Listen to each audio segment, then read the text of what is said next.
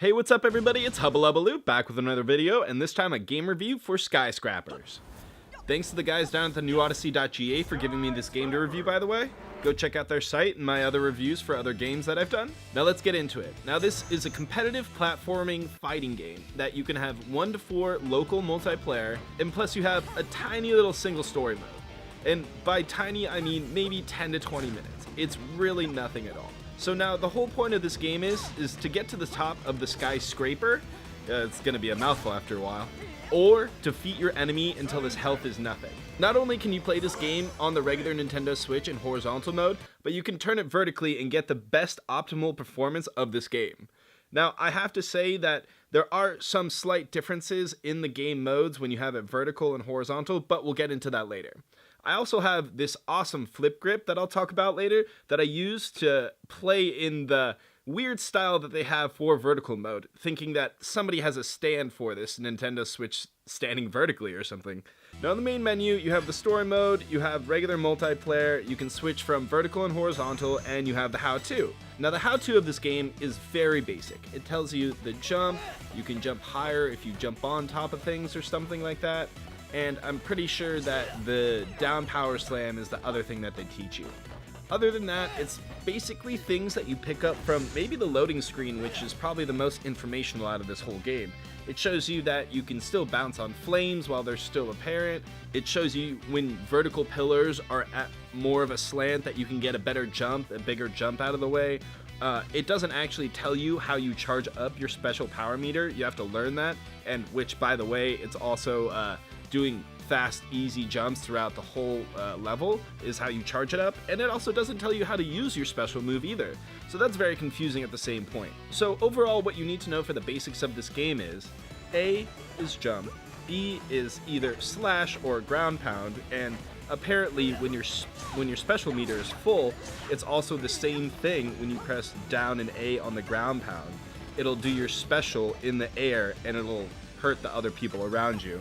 You actually don't know the area of effect that the special does either, so it's very random, and you actually have to do really well at climbing things to get the special up, which is kind of hard in this game because there's so many objects and so many turning panels at the same time. So now we get into the story mode. A really quick, easy introduction onto all 4 of the people who have tiny little backgrounds of either you're an assassin or a historian, and you play at all these 4 places, which apparently are their hometowns.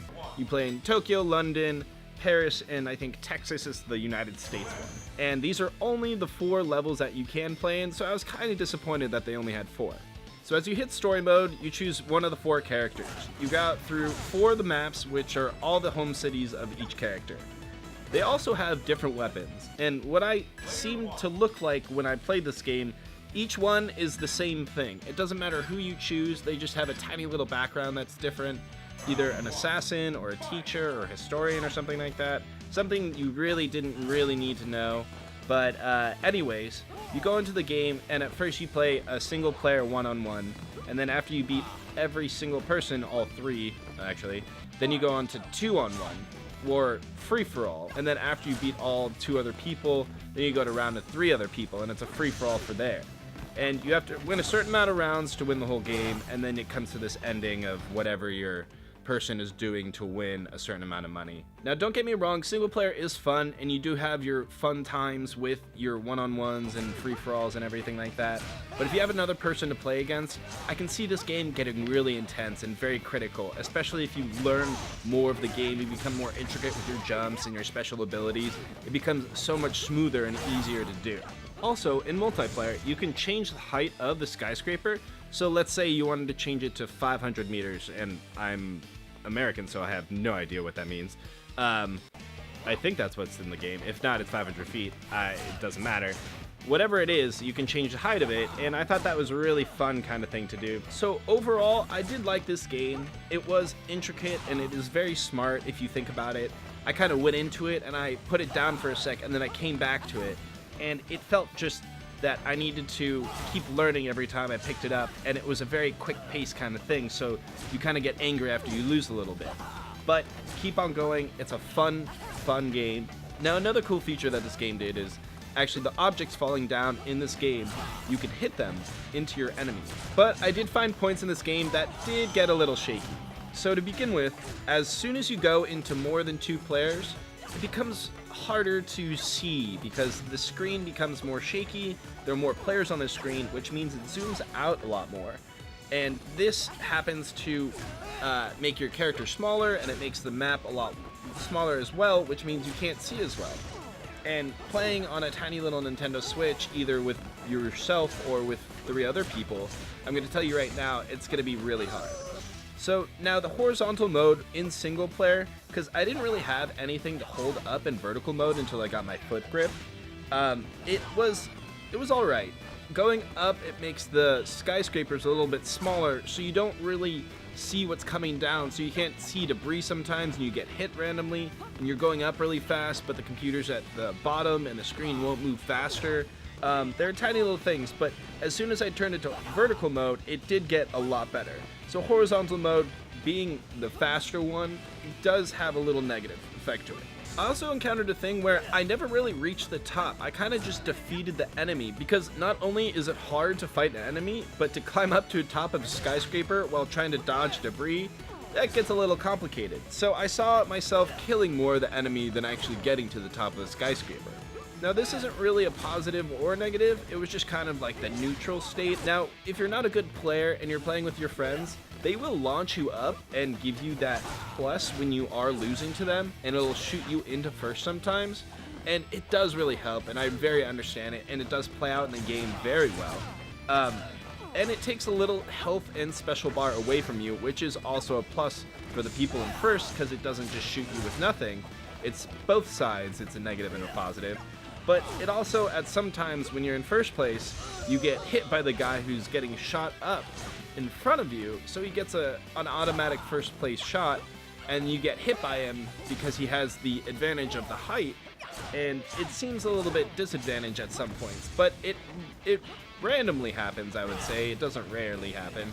It randomly happens depending on who you're playing with, but that is something I saw as I was playing through the game. On top of the screen being a little bit slow for the first person, it doesn't go as fast unless you're in vertical mode.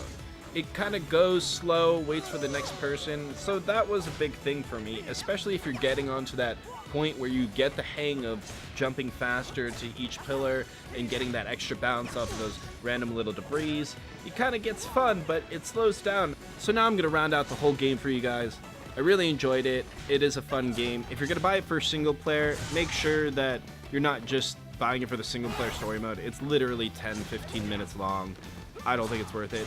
Have some friends over, or even if you just want to have it around, it'll always be a fun time to play with your friends. Have like a drink with them. It'll be a very outrageous, aggravating time. The performance of this game was really smooth. The graphics were really nice. I love the background of the maps itself. But actually, I do have to say that in the map levels, when it tells you there's like a new level in the climbing, you can't really tell if you can actually stand on it because it blends in so well with the actual building. So you're kind of questioning on what you can stand on, what you can jump off of sometimes. Optimization for multiplayer, everybody, is for the TV, not for the Nintendo Switch. If you want to play 4 players, play it on the TV, please, because fitting 4 people, I just don't think it would work. On top of that, if you're playing single player, please play it vertical mode. I'll show you the flip grip if you guys have any questions about that. Please comment below, because the flip grip is pretty fun to play with. It has some positives and negatives at the same point, but if you're going to play vertically and you have nothing to hold it up, like, I don't know how they were thinking in this game unless they were going to offer it somehow. But flip grip was pretty cool to add on to that.